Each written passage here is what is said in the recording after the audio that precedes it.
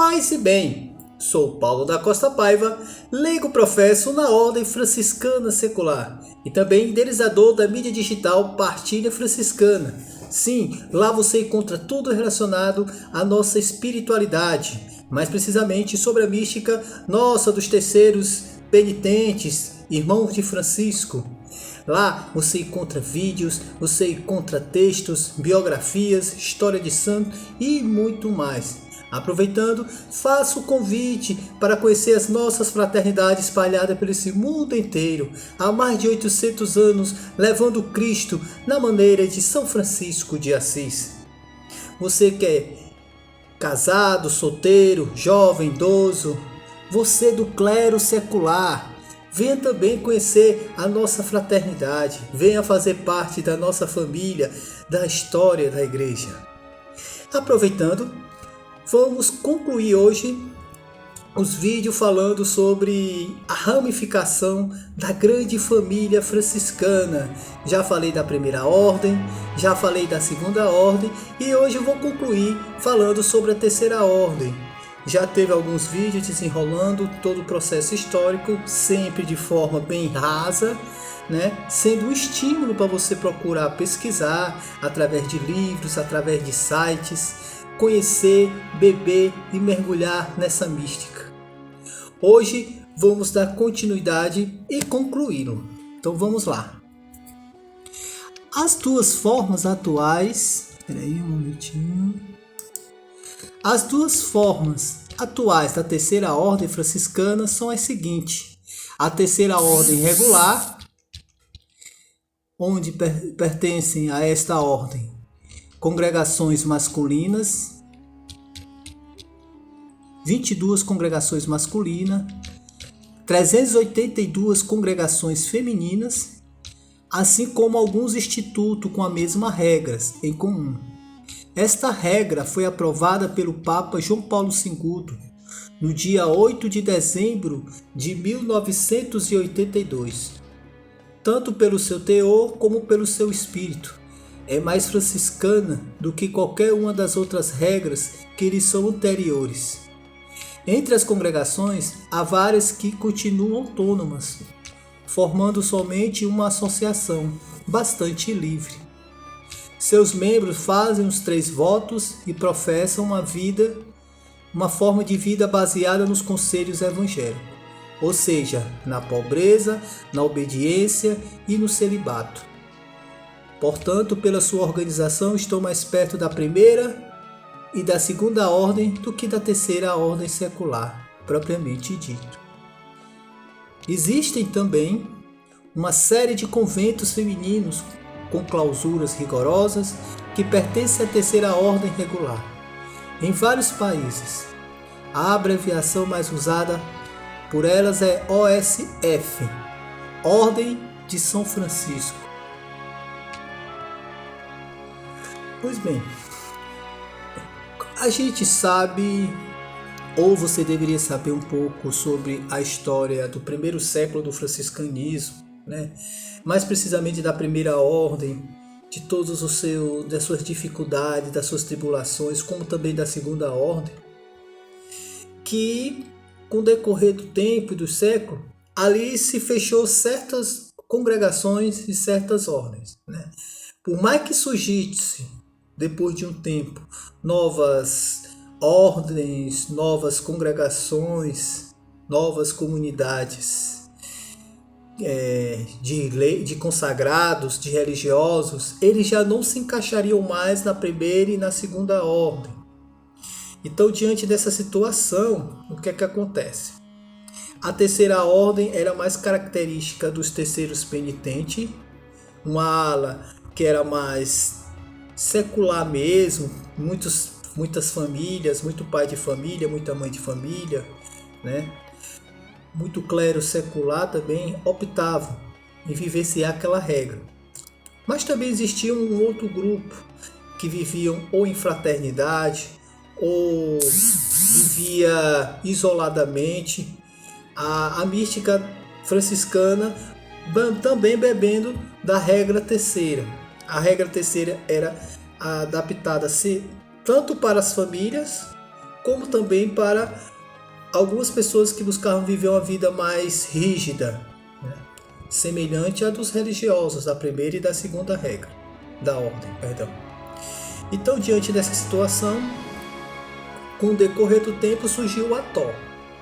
E ela vai se desenrolando e na atualidade existe a OFS, Ordem Franciscana Secular, e a TO, que é a terceira ordem regular, é onde eles se encaixam, né? Que fala que existe tanto religiosos masculinos como religiosos femininos, que bebem de uma regra comum. E falando da terceira ordem secular, vamos dar continuidade. Inicialmente, esta ordem de penitente tinha uma grande importância na sociedade civil, mas através do tempo acabou sendo somente uma fraternidade piedosa, isto é, no século XIX. O Papa Leão XIII esperava muito da renovada terceira ordem secular, dando-lhe para este fim uma nova regra, de acordo com opiniões normativas do Leão XIII. Esta ordem de São Francisco deveria fornecer não somente um fundo espiritual da Igreja e da vida pública, mas devia ser também portador e o verdadeiro instrumento da mensagem socioética da Igreja para, desta maneira, minar as ideias do marxismo, lutar pelos direitos humanos segundo o Evangelho e a doutrina social da Igreja. Vou dar um pausa aqui. Durante a Idade Média, a Ordem Terceira, quem era irmão da Ordem Terceira, eles tinham muitos privilégios até eclesiásticos. Então, eles conseguiam posições dentro da sociedade por ser uma referência de pessoas piedosas, de pessoas justas, né? Mas existia também, eles não eram convocados para ir a guerras. Julgamento para eles era um julgamento não secular, mas era um julgamento eclesiástico e outros benefícios. Então, muitas das vezes as pessoas buscavam entrar na ordem para conseguir benefícios, né? Infelizmente, acontecia isso. E com o decorrer do tempo, mais precisamente na penúltima regra de Leão XIII, o Papa tirou muito desses privilégios, né? Que a pessoa vivesse realmente a sua vocação sem querer nada em troca, mas viver da providência de Deus como viveu o franciscanismo na sua forma mais primitiva, totalmente desapegada, né?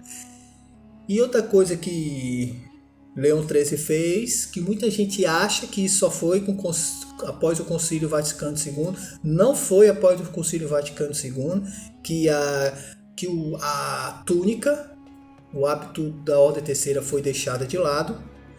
Isso já vinha desde o século XIX com Leão XIII, com a regra de Leão XIII. Ele já orienta a não ter mais a veste, mas em vez da veste ter um escapulário e um cordão na cintura. Somente isso. Alguns países da Europa e muitos países da América Latina, acho que com exceção somente do Brasil, eles ainda têm o costume de usar o escapulário e o cordão.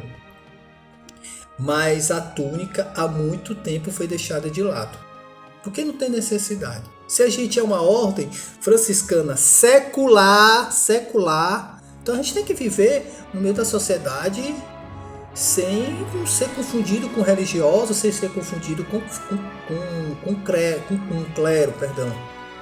né? Ser gente como a gente, pessoas iguais às outras pessoas, mas diferenciada na forma de viver, no seu testemunho, na forma de falar, na forma de vivenciar o Evangelho. O franciscano, ele é conhecido pelos seus atos piedosos, pelos seus atos coerentes com o Evangelho. Claro que você pode usar um tal, uma blusinha marrom, né, para vivenciar essa espiritualidade, não para se mostrar. Existe muita gente que me procura perguntando sobre o hábito franciscano terceiro. Isso já foi abolido há séculos, né?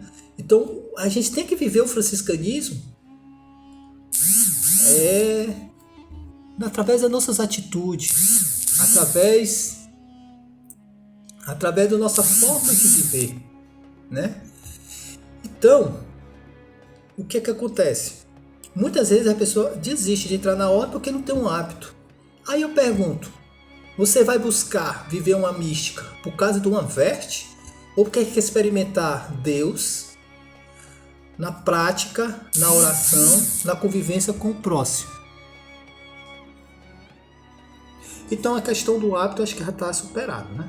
O importante é testemunhar. Não é uma veste que vai fazer você franciscano, mas o seu modo de viver. Ser esse instrumento de Deus, luz para o mundo e sal para a terra. Então, diante dessa situação, eu acho que está bem claro como é que está na atualidade a questão da ordem terceira. Existem os consagrados religiosos e existem os leigos professos, né? Nesse meio leigo professo também entra o clero secular. Existem muitos padres, diáconos, bispos dentro da ordem terceira franciscana secular, né? De um lado os religiosos, do outro lado os leigos e o clero secular. Todos juntos vivendo a espiritualidade da terceira ordem, na grande família franciscana.